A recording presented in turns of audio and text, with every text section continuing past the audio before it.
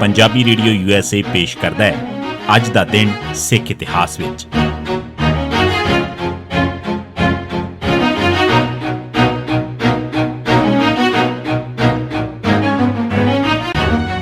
ਸਿੱਖ ਇਤਿਹਾਸ ਦੀਆਂ ਘਟਨਾਵਾਂ 'ਚ 18 ਜਨਵਰੀ ਦਾ ਦਿਨ 1661 ਪਿਆਰਾ ਹਿੰਮਤ ਸਿੰਘ ਦਾ ਜਨਮ।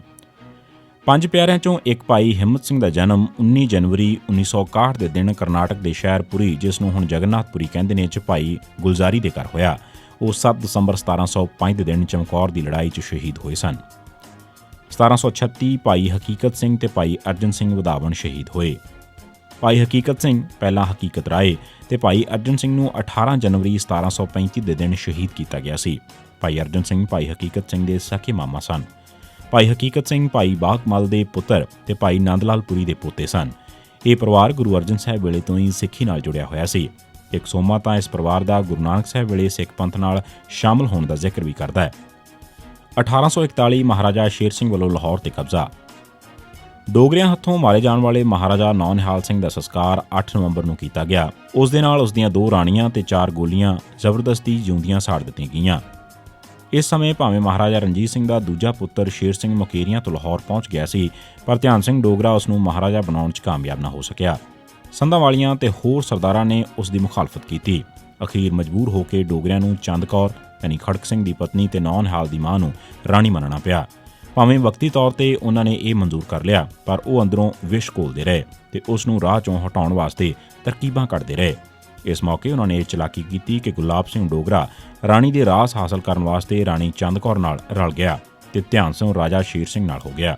ਉਧਰ ਸੰਧਾਂ ਵਾਲੀਏ ਅਤਰ ਸਿੰਘ, ਅਜੀਤ ਸਿੰਘ, ਲਹਿਣਾ ਸਿੰਘ ਸਾਰੇ ਹੀ ਰਾਣੀ ਚੰਦ ਕੌਰ ਦਾ ਸਾਥ ਦੇ ਰਹੇ ਸਨ।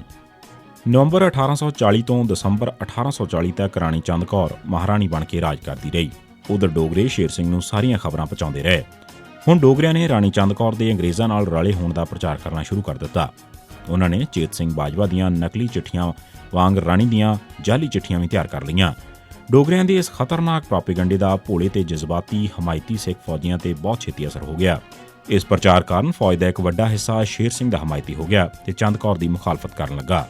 ਜਨਰਲ ਵੈਂਤੁਰਾ ਨੇ ਵੀ ਡੋਗਰਿਆਂ ਨੂੰ ਆਪਣੇ ਨਾਲ ਰਲਾ ਲਿਆ, ਜਾਂ ਉਹ ਆਪ ਰਲ ਗਿਆ।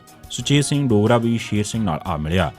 ਹੁਣ ਸਿਰਫ ਸੰਧਾਂ ਵਾਲੀਏ ਹੀ ਰਾਣੀ ਨਾਲ ਰਹਿ ਗਏ ਸਨ ਤੇ ਕੁਝ ਕੁ ਵਫਾਦਾਰ ਜਰਨੈਲ ਉਸ ਦਾ ਸਾਥ ਦੇ ਰਹੇ ਸਨ। ਅਖੀਰ ਫੈਸਲਾ ਲੜਾਈ ਨਾਲ ਹੋਣ ਤੇ ਅਸਾਰ ਬਣ ਗਏ। ਸ਼ੇਰ ਸਿੰਘ ਦੀ ਫੌਜ ਨੇ ਕਿਲੇ ਨੂੰ ਘੇਰ ਲਿਆ ਤੇ ਗੋਲੀਬਾਰੀ ਸ਼ੁਰੂ ਕੀਤੀ। 3 ਦਿਨ ਕਿਲੇ ਅੰਦਰੋਂ ਤੇ ਕਿਲੇ ਉੱਤੇ ਗੋਲੀਬਾਰੀ ਹੁੰਦੀ ਰਹੀ। ਹੁਣ ਚੰਦ ਕੌਰ ਨੇ ਮਹਿਸੂਸ ਕਰਨਾ ਸ਼ੁਰੂ ਕਰ ਦਿੱਤਾ ਕਿ ਉਹ ਲੜਾਈ 'ਚ ਜਿੱਤ ਨਹੀਂ ਸਕਦੀ।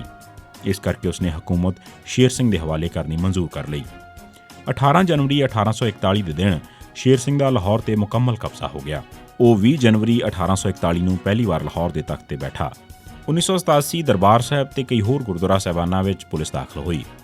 18 ਜਨਵਰੀ 1987 ਦੇ ਦਿਨ ਬਰਨਾਲਾ ਸਰਕਾਰ ਨੇ ਦਰਬਾਰ ਸਾਹਿਬ ਤੇ ਫਿਰ ਹਮਲਾ ਕੀਤਾ ਤੇ ਸਰਾਂ ਦੇ 35 ਕਮਰਿਆਂ ਦੇ ਤਾਲੇ ਤੋੜ ਕੇ ਲੁੱਟਮਾਰ ਤੇ ਗ੍ਰਿਫਤਾਰੀਆਂ ਕੀਤੀਆਂ। ਪੁਲਿਸ ਆਪਣੇ ਨਾਲ ਆਰੀਆਂ ਤੇ ਹਥੌੜੇ ਲੈ ਕੇ ਆਈ ਸੀ। ਪੁਲਿਸ ਨੇ 200 ਮੁਸਾਫਰ ਤੇ ਸ਼੍ਰੋਮਣੀ ਕਮੇਟੀ ਦੇ ਮੁਲਾਜ਼ਮ ਗ੍ਰਿਫਤਾਰ ਕਰ ਲਏ। ਅਗਲੇ ਦਿਨ 21 ਜਨਵਰੀ ਨੂੰ ਗੁਰਦੁਆਰਾ ਆਲਮਗੀਰ 'ਚ ਵੀ ਪੁਲਿਸ ਦਾਖਲ ਹੋਈ ਤੇ 50 ਕਮਰਿਆਂ ਦੀ ਤਲਾਸ਼ੀ ਲੈ ਕੇ ਕਈ ਮੁਲਾਜ਼ਮ ਤੇ ਮੁਸਾਫਰ ਹਿਰਾਸਤ 'ਚ ਲਏ। 29 ਜਨਵਰੀ ਨੂੰ ਕਪੂਰਥਲਾ ਗੁਰਦੁਆਰੇ 'ਚ ਦਾਖਲ ਹੋ ਕੇ ਪੁਲਿਸ ਨੇ ਪਲਵਿੰਦਰਪਾਲ ਸਿੰਘ ਨੂੰ ਗ੍ਰਿਫਤਾਰ ਕੀਤਾ। ਇਸ ਦੇ ਪ੍ਰੋਟੈਸਟ ਵਜੋਂ ਬਾਰ ਐਸੋਸੀਏਸ਼ਨ ਕਪੂਰਥਲਾ ਨੇ ਹੜਤਾਲ ਵੀ ਕੀਤੀ। 30 ਜਨਵਰੀ ਨੂੰ ਸੁਰਜੀਤ ਸਿੰਘ ਬਰਨਾਲਾ ਦੀ ਸਰਕਾਰ ਨੇ ਪੁਲਿਸ ਨੂੰ ਤਰਨਤਾਰਨ ਦੇ ਗੁਰਦੁਆਰਾ ਸਾਹਿਬ ਤੇ ਹਮਲਾ ਕਰਕੇ ਇੱਕ ਔਰਤ ਸਮੇਤ 26 ਸਿੱਖਾਂ ਨੂੰ ਗ੍ਰਿਫਤਾਰ ਕੀਤਾ।